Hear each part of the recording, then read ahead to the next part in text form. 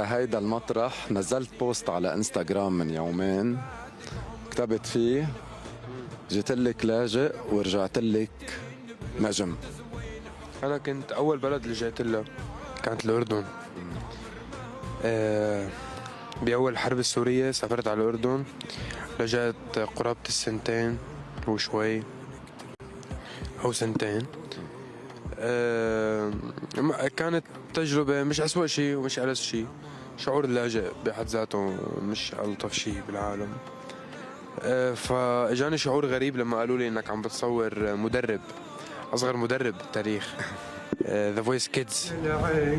من بعدك عمر مهوين، عمر يا لعيب يأتيني بنظرة زوين، والمرة ما حذرته، أنا اللي حاختار على صوته. حسيت انه عبالي شارك شعوري بالامتنان، فخر بحالي،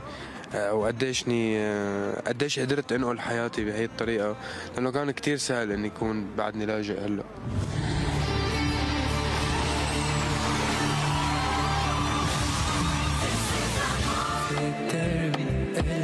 قلبي بلاك بلادا، انتي يا ليلي ليلي ليلي بلاك احتار. قد ايه انت عفوي على السوشيال ميديا وبتحاكي جمهورك، يعني اللي بقلبك على راس لسانك مثل ما بنقول؟ السبب نقدي وسبب محبة الناس بنفس الوقت. هذا السبب اللي بيخلي كتير ناس تنقدني، وهذا السبب اللي بيخلي كتير ناس تحبني ومش حابب غيره.